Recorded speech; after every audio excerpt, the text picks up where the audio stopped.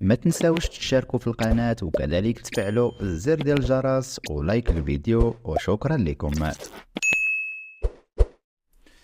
الاصدقاء ديالي السلام عليكم، مرحبا بكم مره اخرى في قناتنا وقناتكم ماروك بريت. كنتمنى تكونوا بخير وعلى خير بصحه جيده وفي احسن احوالكم. الاصدقاء ديالي اذا كنتوا اول مره كتشاهدوا القناه ديالنا قناه ماروك بريت على اليوتيوب، ما تنساوش تشاركوا في القناه، كذلك تفعلوا الزر ديال الجرس، لايك الفيديو وبارطاجيو اخوتي الفيديو مع الاصدقاء ديالكم باش تدعمونا ونستمروا في نشر مزيد من المقاطع في القناه. في هذا الفيديو اخوتي فيديو جديد، فيديو يستحق الدعم والمشاهده منكم. بلا ما نطول عليكم اخوتي، غادي ندوزو نشوفوا الفيديو جميعا، نتوما حكموا واكتبوا لي الاراء ديالكم اسفل التعليقات، ونتلاقاو اخوتي في نهايه الفيديو. الإعلام الإسباني يثور غضبا بعد الهزيمة القاسية لمنتخب إسبانيا ضد المنتخب المغربي للفوتسال.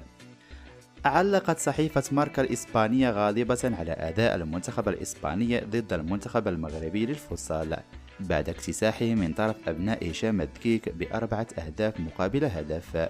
وكتبت صحيفة ماركا: نتيجة كارثية لمنتخب إسبانيا قبل المونديال، المغرب ينتقم من إسبانيا بعد الهزيمة الأولى التي تعرض لها المغرب. وحقق المنتخب المغربي للفوتسال المصنف 6 عالميا فوزا مهما على نظيره الإسبانية صاحب المركز الثالث عالميا بنتيجة 4 مقابل هدف في مباراة ودية ضمن تحضيراتهما لنهائيات كأس العالم داخل القاعة المقرر إقامتها في أوزبكستان. وجاء هذا الفوز ليؤكد القدرات العالية للمنتخب المغربي الذي سبق اختياره كأفضل منتخب لعام 2023، حيث تمكن من قلب الطاولة على منافسه الإسباني بعد خسارته في المباراة الودية الأولى بنتيجة 4 مقابل هدفين. وأظهر أسود الأطلس أداء متميزا وسيطرة واضحة على مجريات اللعب، مما مكنه من تسجيل 4 أهداف مقابل هدف وحيد للمنتخب الإسباني. هذا الانتصار يعزز من حظوظ المغرب في المنافسة القوية خلال البطولة العالمية القادمة، وتعد هذه المباريات الودية فرصة ثمينة للمدربين لاختبار استراتيجيات اللعب وتقييم جاهزية اللاعبين قبل الحدث العالمي الكبير، كما أنها تساهم في رفع مستوى الإعداد النفسي والبدني للفريقين.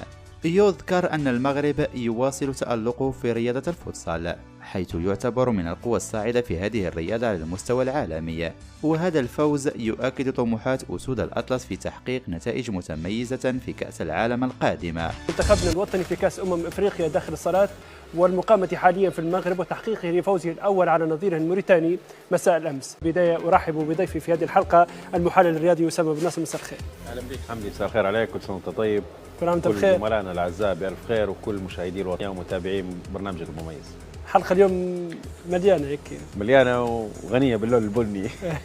الوان مميزة اليوم، مع مش متفقين فيها والله. للأسف احنا مش متفقين، لكن القلوب عند بعض. بارك الله فيك. إذا مشاهدينا الكرام، حلقة اليوم بدأت من برنامج الأسبوع الرياضي، فابقوا معنا مع الناقد والمحلل الرياضي من مصر محمد شحاتة. مساء الخير كابتن. مساء النور، اهلا بك استاذ حمدي، واهلا بالاستاذ ابو الناصر، وتحيه طبعا لكل اهلنا في ليبيا. بارك الله فيك. طبعا كابتن محمد، في منافسات قويه في هذه الايام تلعب في المغرب ضمن بطوله افريقيا لكره القدم داخل الصالات، مستوى كبير لمنتخب مصر. فزتوا علينا في اول مباراه، لكن فزتوا ايضا في المباراه الثانيه، ومنتخبنا امبارح رجع في مباراه امام موريتانيا. كيف قيمت هذه البطوله حتى الان في مستوى المباريات بشكل عام؟ ولكن اتحدث ان المغرب الان يعني هو الاقوى، واحد من اقوى الفرق في السنوات في الدورات الاخيره يعني.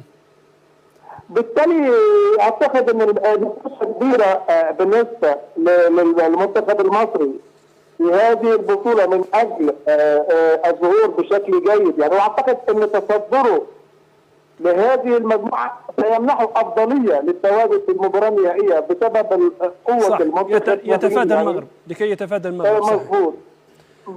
مطلوب الان من المنتخب المصري الفوز على موريتانيا في اللقاء القادم. مظبوط. وبالتالي اعتقد ان بشكل كبير سيصعد عن هذه المجموعه المنتخب المصري والمنتخب الليبي. احنا بنلتقي مع موريتانيا، مع ناميبيا ناميبيا في اخر اللقاءات، لكن هو التخوف انه يكون في نصف النهائي لقاءنا امام المغرب، والمغرب صاحب الارض ومستضيف البطوله. لا، هذا هو الاقرب بنسبه كبيره يعني المنتخب الليبي سيواجه المنتخب يعني على الورق يعني. صحيح. على اي حال محمد شحاته، انا طبعا نشكرك على هذه المداخله. تصديقا لكلامك حمدي ولكلام الكابتن محمد، يعني السيناريو الاقرب حاليا طبعا بعد فوزنا بعون الله تعالى على ان شاء الله على نميبيا ان شاء الله نشوفه ان احنا اقوى منها صراحه. يعني خليني خاصة نقول بعد فوز مصر ب10 بالضبط. خليني نقول لك ان الطريق ماشيه للمغرب للاسف. يعني المغرب اللي هشام كيك مدرب محلي صحيح، ولكن واحد من اهم المدربين في القاره الافريقيه.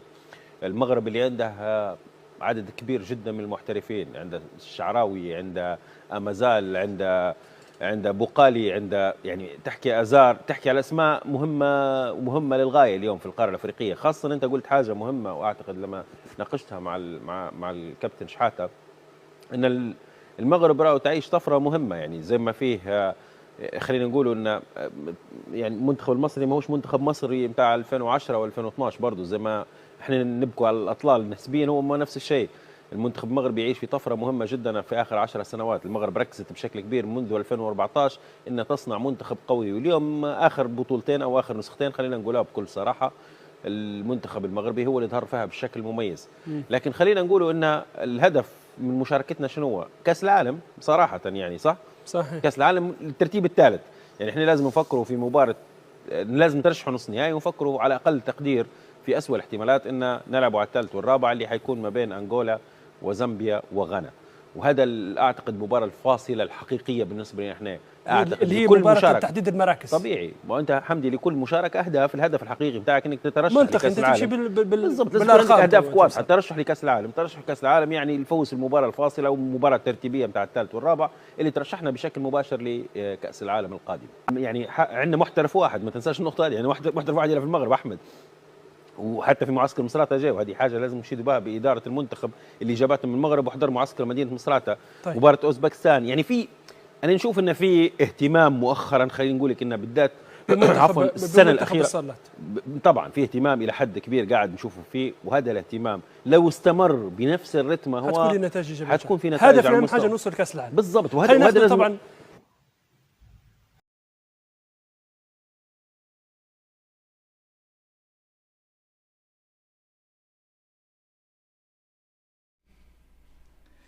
اصدقاء ديالي، وصلنا لنهايه الفيديو. كنتمنى الفيديو ديال اليوم يكون نال الاعجاب ديالكم. الى عجبكم خليو واحد لايك واشتراك في القناه، كذلك فعلوا الزر ديال الجرس، لان اغلب المشتركين اخوتي في القناه فهما ما مفعلينش الزر ديال الجرس، لذلك ما كيوصلكمش الجديد ديال القناه ديالنا. وكذلك اكتبوا لي اسفل التعليقات الاراء ديالكم حول الفيديو ديال اليوم. اصدقاء ديالي، بلا ما نطول عليكم، كان هذا هو الفيديو ديال اليوم. نتلاقاو اخوتي في فيديو قادم ان شاء الله.